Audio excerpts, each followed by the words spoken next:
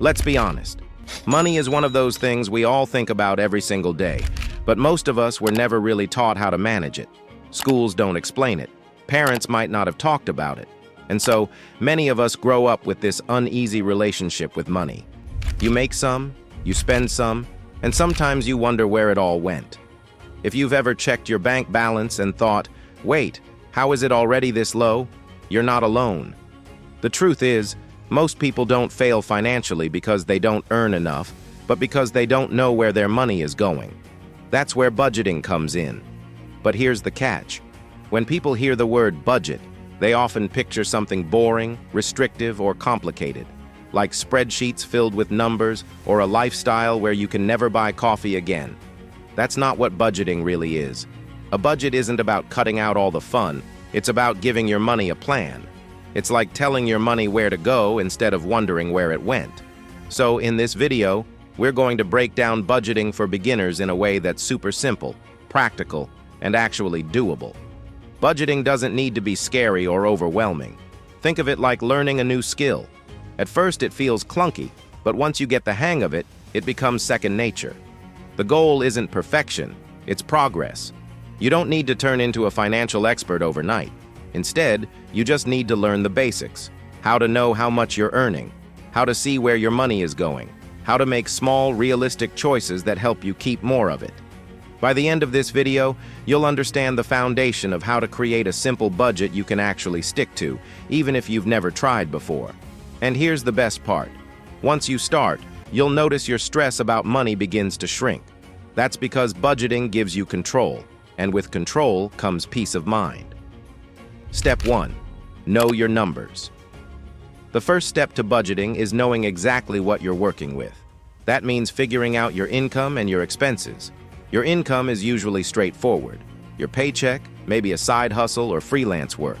Write down how much you're actually bringing in each month after taxes, not just the number on your contract. Then comes expenses. This is where most people underestimate. You might remember the big stuff like rent, bills, and groceries, but forget the little things like snacks, subscriptions, or that random app purchase. Here's a tip. Look at your last 1 or 2 bank statements. Go through line by line and write down what you actually spent. This exercise is usually a wake-up call. You'll see where the leaks are, the little things that add up. Knowing your numbers is like stepping on a scale before starting a fitness journey. It's not always fun, but it's the only way to track progress. Step 2. Categorize your spending. Once you know your numbers, the next step is to group your expenses into categories. A simple breakdown looks like this: needs, rent, utilities, groceries, transportation, insurance. Wants, eating out, entertainment, hobbies, shopping, savings, debt, emergency fund, retirement, paying down credit cards or loans. This helps you see the balance of where your money is actually going. Sometimes people realize they're spending almost as much on wants as they are on rent without even noticing. A popular method here is the 50-30-20 rule.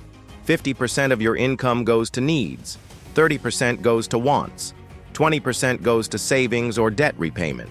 It's not a strict law, just a guideline. If your rent eats up more than 50%, that's okay. Adjust the other categories. The point is to create awareness. Step 3. Give every dollar a job. Here's where budgeting gets powerful. Instead of just tracking what you spend, you assign your money before you spend it. This is sometimes called a zero-based budget. Let's say you make $2,000 a month. You don't just say, I'll spend less this month. You literally plan out $800 for rent, $300 for groceries, $150 for utilities, $100 for transportation, $200 for debt payments, $250 for savings, $200 for fun stuff. Notice how every single dollar is assigned somewhere. That way, you're not left wondering where it disappeared. Think of it like telling your money what to do instead of letting it run wild. Step 4. Track as you go. This is the step where most people slip up. Creating a budget is the easy part. Sticking to it is the challenge. That's why tracking is so important. You don't need fancy software or a complicated spreadsheet. Even a simple notes app on your phone can work. The idea is to check in with your spending regularly. Weekly is best. Ask yourself, am I staying on track? Did I overspend in one category? If so, adjust somewhere else. Budgeting isn't about perfection, it's about awareness. If you overspend on takeout, maybe you cut back a little on entertainment that month. Step 5. Build an emergency fund. Now that you've got the basics, let's talk about one of the smartest things you can do for your money: an emergency fund.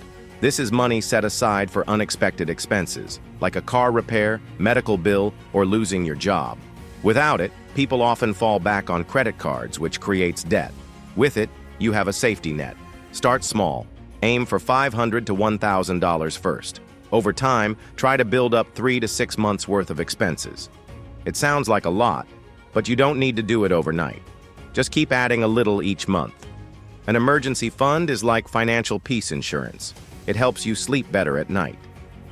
Step 6. Be realistic and flexible. One of the biggest mistakes beginners make is creating a perfect budget that doesn't match real life. If you love coffee or going out with friends, don't cut it out completely. Just budget for it. If you make your budget too strict, you'll burn out and quit. It's like starting a diet that doesn't let you eat anything you enjoy. It's not sustainable. Instead, build flexibility. Leave a little room for fun. That way, you won't feel deprived, and you'll actually stick with it. Also, remember, your budget will change as your life changes. Got a raise? Adjust. Move to a new city? Adjust. Budgeting isn't a one-time thing. It's an ongoing habit. So here's the bottom line. Budgeting isn't about restriction. It's about freedom. When you tell your money where to go, you gain control. And with control comes peace of mind. Start small. Write down your income, track your expenses, and give every dollar a job. Don't worry about making it perfect. Just start. Over time, you'll notice your financial stress shrinking, your savings growing, and your confidence building. Remember, money is a tool. If you don't manage it, it will manage you.